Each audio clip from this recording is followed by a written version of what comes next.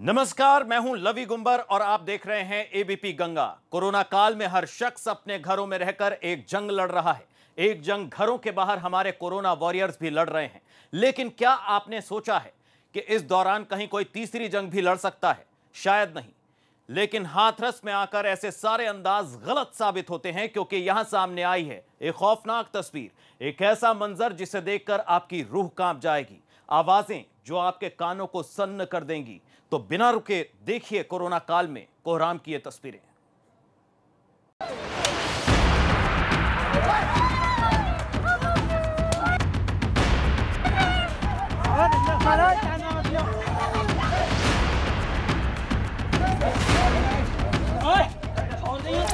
हाथों में लाठी लिए इस लड़के को रोकने की कोशिश हो रही है।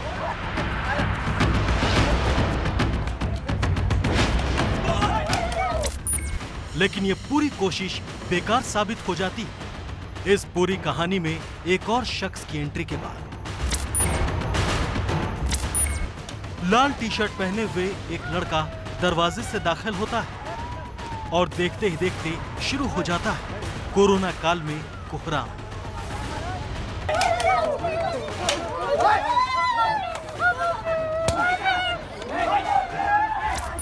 पीठ पर लाठियों सवार एक नहीं, दो नहीं, बार बार कोरोना काल में कोहराम की ये तस्वीरें आई हैं यूपी के हाथरस से।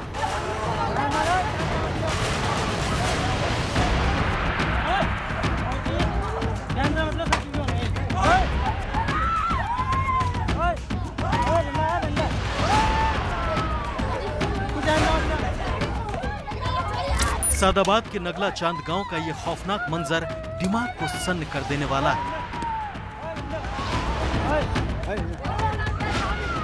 कोरोना काल में जब लोग अपनी जान को बचाने के लिए घरों में बैठे हैं, तब इस गांव में खेला गया ये खूनी खेल।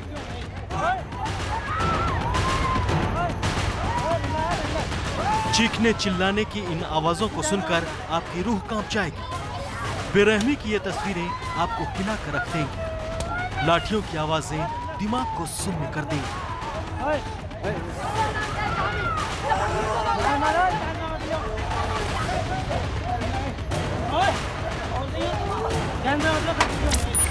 आखिर कोरोना काल में कोई कैसे इतना बेरहम भी हो सकता है? कैसे इंसान जानवरों की तरह सलूक कर सकता है? तस्वीरें गवाही हैं इंसान के जानवर बनने की।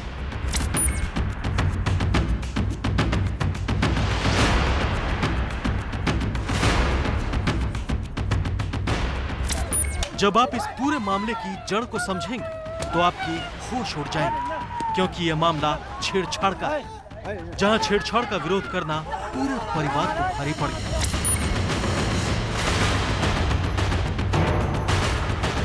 छेड़छाड़ को लेकर शुरू हुआ विवाद बवाल बन गया। कहानी का रंग देखते ही देखते लाल हो गया। बेटी के साथ हुई छेड़खानी का विरोध करने पर उन्हें दबंगों ने बेरहमी से पीटा। घर में घुसकर लाठियों से वार किया गया। महिलाओं को भी नहीं छोड़ा गया। जो सामने आया उस पर बस लाठियां बरसाई गई। इसमें ऐसे लड़की को देखते और एकदम बाजी करता था, छेड़ाखानी, उसी के बारे में हमने गाली वाली दी, तो लड़ाई करने के लिए तैयार हो गए और हमारी माँ को और हमें सबको मार के डाल गए तमंचियों से और बांकों से। कौन थी वो लड़की जिसे आपने मना किया था? हमारी बहन थी। तो मैं बहन से जब छेड़खानी कर रहे थे तो आपने मना किया, तभी आपके साथ मारपीट की गई? पहले मतलब ऐसा नहीं था, पहले बस खाली सारीबाजी किया करता था और अब आकर के ज्यादा हमला किया था। तो हमने गाली वाली दी और हमारी बहन ने पहले हमें बताया नहीं था, आज वो गाली देने लगी जब हमें मालूम पड़ा था।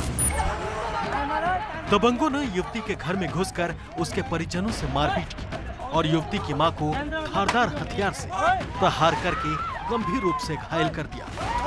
मारपीट में घायल हुए 4 लोगों को इलाज के लिए सीएचसी पर लाया गया, जहां से युवती की मां को इलाज के लिए जिला अस्पताल भेजा गया है। इसका मामला है क्या है? ये नगला चांद में एक वीडियो संज्ञान में आया है, जिसमें बताया गया है कि गांव में किसी बात को लेकर मारपीट हुई और उसी में जो एक पक्ष है उसको चोट आई है। उनके द्वारा जो तहरीर दी गई है, मारपीट की तहरीर दी गई है, मुकदमा कायम किया जा रहा है और जल्दी अभियुक्तों की गिरफ्तारी की जाएगी। मारपीट के दौरान गांव में किसी व्यक्ति ने वीडियो बना लिया जो वायरल हुआ है। वीडियो में हमलावर पक्ष साफ हमला करता दिखाई दे रहा है। इस हमले में कई लोग घायल हुए हैं, जिनका इलाज अस्पताल में जारी है। Bureau report, ABP Ganga. तो देखा आपने छेड़छाड़ करने का, विरोध करने का क्या हुआ अंजाम। और अब बात होगी बीच चौराहे पर सामने आई खौफ की तस्वीरों की, जो सामने आई है उत्तराखंड की राजधानी देहरादून से। कैसे कोरोना काल में कानून की धज्जियां उड़ाई जा रही हैं, गवाह हैं ये तस्वीरें। एक तरफ देश भर में कोरोना का कोहराम मचा है, लोगों का घरों से निकलना भी मुश्किल है, लेकिन देहरादून में गुंडई जारी है। आप रहिए हाई अलर्ट।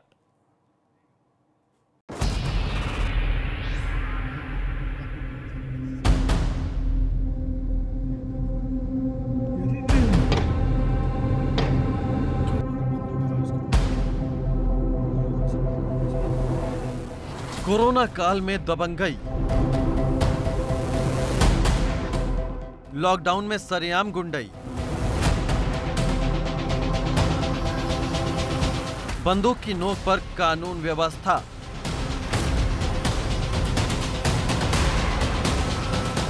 कानून व्यवस्था को खुलेआम चुनौती। इस गाड़ी को देखकर आपके जहन में कई सवाल आएंगे, क्योंकि शायद आपको तस्वीरों में कुछ साफ दिखाई भी ना दे, लेकिन आपके हर सवाल का जवाब मिलेगा गाड़ी के पीछे से निकलकर आई इन तस्वीरों से।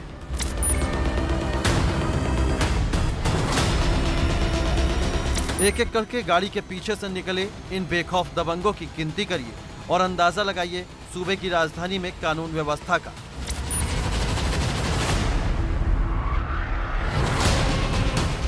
शराब के ठेके के पास गाड़ी के पीछे शुरू हुआ ये बवाल थोड़ी ही देर में बीच चौराहे पर आ गया।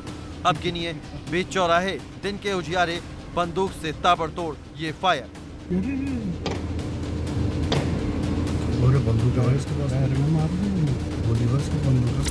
कुछ दबंग बीच चौराहे बंदूक निकालते हैं, एक शख्स को दौड़ाते हैं, सरेआम उस पर फायरिंग भी करते हैं। आप साफ देख सकते हैं कि ये दबंग बीच चौराहे कानून की धज्जियां उड़ा रहे हैं।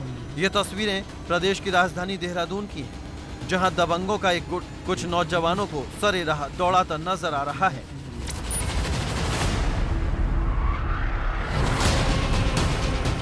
इतना ही नहीं, अपनी दहशत को कायम करने के लिए वीडियो में हरी टी शर्ट पहने दिख रहा शख्स एक के बाद एक 2 फायर भी करता है।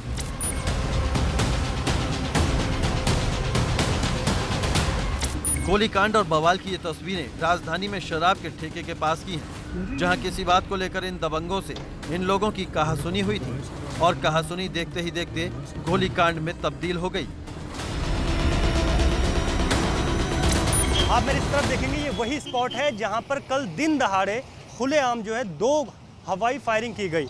मामला जो विवाद था वो इस तरीके से बढ़ा क्योंकि जो वाइन शॉप बंद करने का जो वक्त है वो 4 बजे का है और यहाँ पर कुछ लोग जो है शराब लेने के लिए आए थे, लेकिन जो शराब के जो कारोबारी हैं, जो अंदर बैठे हुए थे सेल्समैन, और जो लोग बाहर से आए थे, उनके बीच मामला बढ़ गया और उस विवाद के बीच जो है 2 हवाई फायरिंग की गई।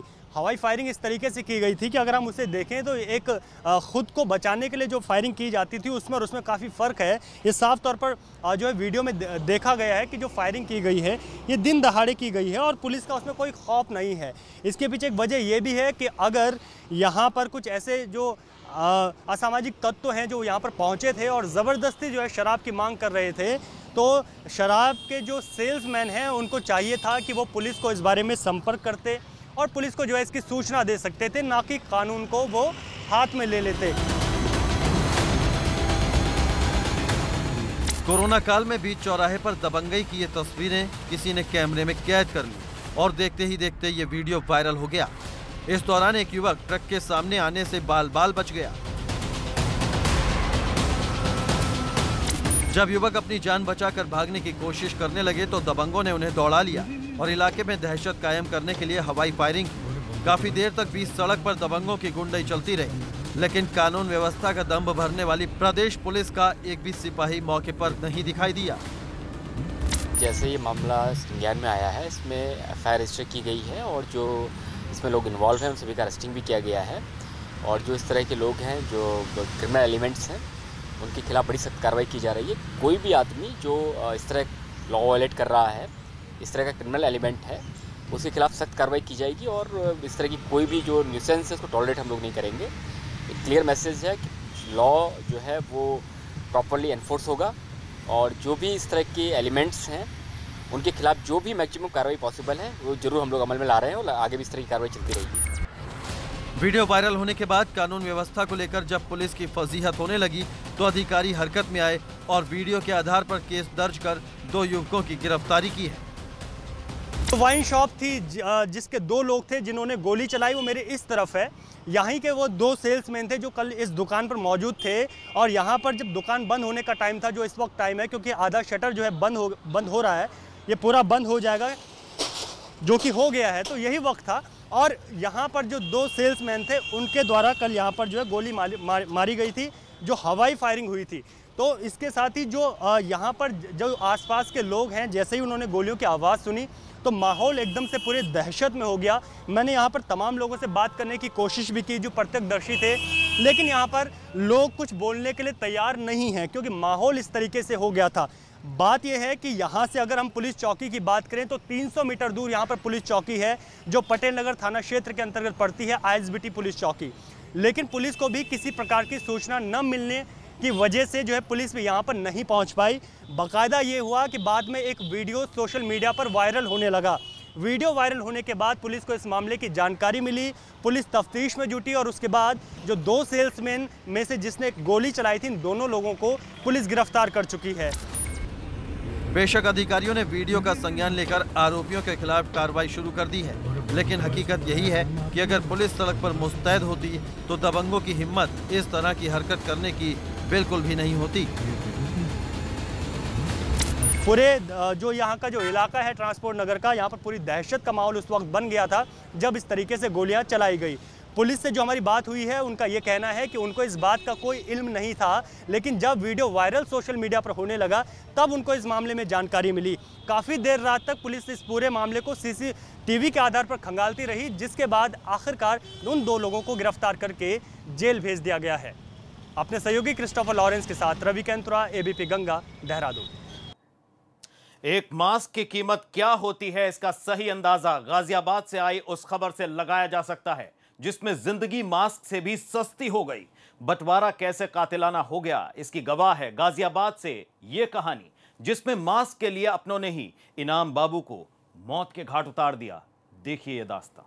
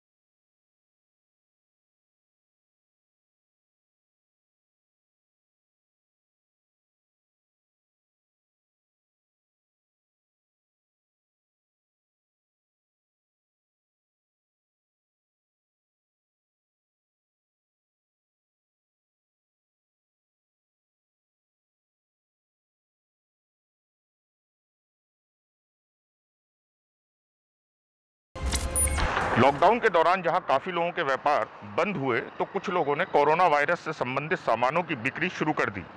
गाजियाबाद के थाना कोतवाली घंटाघर के कैला भट्टा में रहने वाले 2 मौसेरे भाइयों ने भी मास्क की बिक्री शुरू कर दी, लेकिन जब कमाई के हिस्सेदारी की बारी आई तो दोनों में विवाद हो गया। ऐसे में एक युवक के पिता इनाम बाबू जब इस विवाद को सुलझाने के लिए पंचायत में बैठे तो दूसरे पक्ष ने उनके साथ मारपिटाई कर दी। उनको अस्पताल ले जाया गया, जहां उनकी मौत हो गई। परिजनों की तहरीर पर पुलिस ने 5 लोगों के खिलाफ गैर इरादतन हत्या का मुकदमा दर्ज कर लिया है। पुलिस पूरे मामले की जांच में जुटी है। इनाम के बेटे ने अपने मौसेरे भाई के साथ मिलकर पिछले 2 महीने में लाखों रुपए के मास्क बनाए और बाजार में बेचे, लेकिन इस दौरान इनाम के भतीजे की नीयत में खोट आ गया। उसने बेटे की हिस्सेदारी देने से इनकार कर दिया। हिस्सेदारी को लेकर दोनों बच्चों के बीच पनप रहे झगड़े को सुलझाने के लिए घर पर ही पंचायत बुलाई गई, जिसमें आरोपी भतीजा इतना जुनूनी हो गया कि उसने सबके बीच अपनी गलतियां उजागर करने पर अपने मौसा इनाम की पीट कर हत्या कर दी। बच्चे को अपने साथ काम पे लगा लिया था। अच्छा। कि मांस बेचेंगे। अब वो कहने लगे ठीक है कर लेंगे। मैं भैया सिलाई करूँ, अपने बच्चे पाल लेंगे, मेरे बच्चे का काम नहीं लग रहा था। अब उसने मांस लेने का कि मेरे पापा दिल्ली से लाया करेंगे रात को और तू सप्लाई करा कर।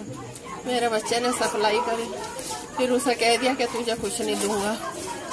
वो बच्चा कहने लगे अम्मी ये कुछ ना दे रहा मुझे। मैंने कहा भैया जो दे उसको 25% 10,000 रुपए दे दिए, 1 लाख रुपए अपने पास रख दिया। अच्छा। मुजम्मिल ने फिर जो है मेरे बच्चों को धमकी दे रहा था 3 दिन से। उसकी वो रिकॉर्डिंग भी है कि तुझे जान से मार दूंगा अगर गाजियाबाद में कहीं भी नाम काम करने की कोशिश कर। परिवार वालों के बीच कत्ल की इस वारदात ने सभी को सन्न कर दिया। पीड़ित परिवार ने मामले की जानकारी पुलिस को दी।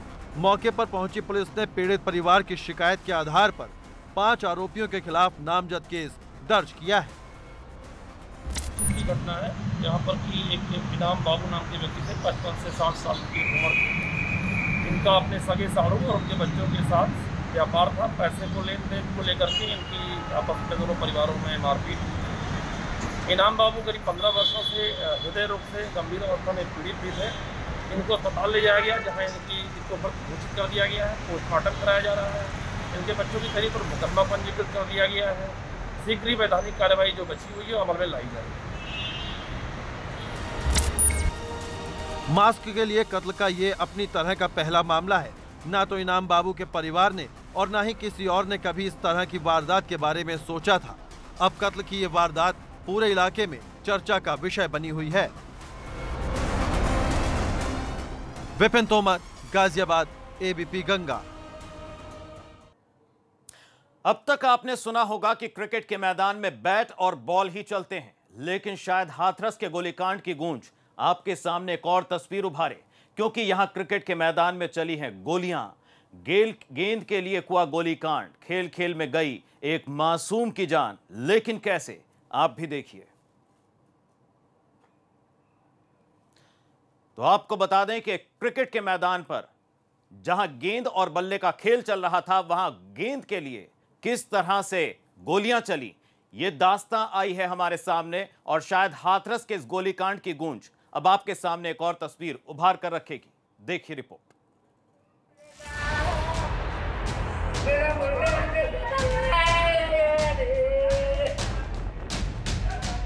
एक बॉल के लिए कोई किसी की जान ले सकता है। क्या क्रिकेट के खेल में बैट बॉल की जगह गोलियां भी चल सकती हैं? शायद इन सवालों का अंत है हाथरस के गींगला गांव का ये मातम।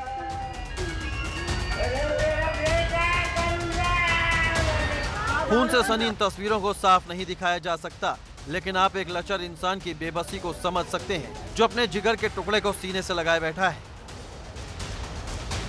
मातम की तस्वीरों के पीछे है खेल के मैदान की वो खौफनाक कहानी, जिसमें श्रीनिवास की मौत हो गई। गींगला गांव में खेल का मैदान कैसे खूनी हो गया, इस बात की हकीकत जानकर आपके होश उड़ जाएंगे, क्योंकि जिस खेल के मैदान में बैट और बॉल चलते थे, उस मैदान में हुआ है गोलीकांड। श्रीनिवास, यही नाम है इस लाश का, जिसको खेल के मैदान में गांव के ही कुछ लोगों ने कत्ल कर दिया। गांव के ही लोगों ने बीच मैदान में श्रीनिवास के सीने में गोलियां दाग दी।